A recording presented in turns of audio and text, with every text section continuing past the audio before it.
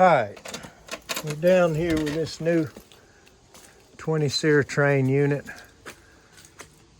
Got a Freon leak and I'm feeling pretty bad. Thinking, man, my product is letting me down. And I got to looking, I wasn't here when they installed it. And I got to looking at this line set, and here's why you don't lay these things on the ground. Right here. I do not have to look for that leak.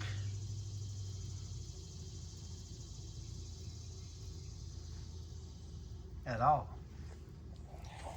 So it was laying on the ground right over there. And there's the oil spot from it. And I don't know what made it. Boy, and when I moved it, I just made it a lot worse.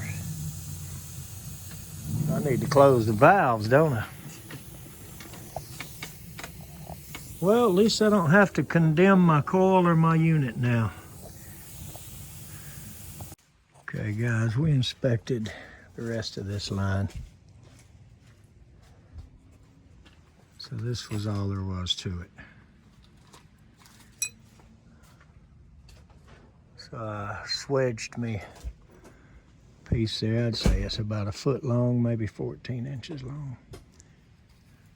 And I looked it over from there to there, and that's the only bad spot. But I'll tell you, this goes to show you, do not lay your line sets on the ground.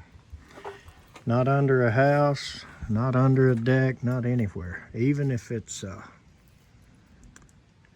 got plastic under the house. It's just not the thing to do.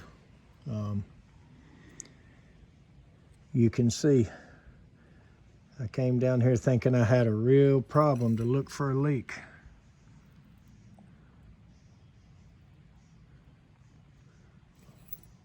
Looks like right there.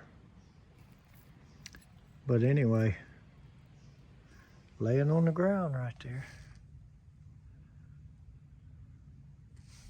Sure enough. All right, let's weld this up and learn our lesson and move on.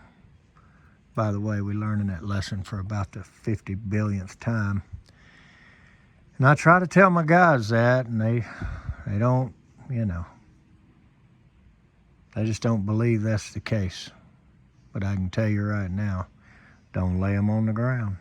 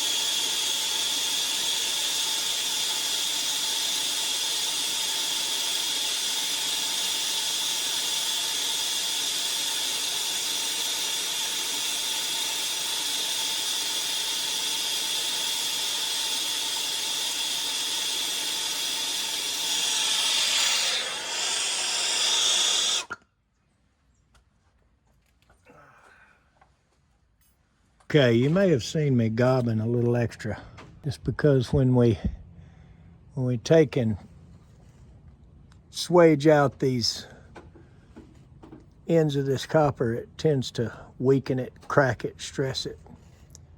So I just put a bunch of material over it.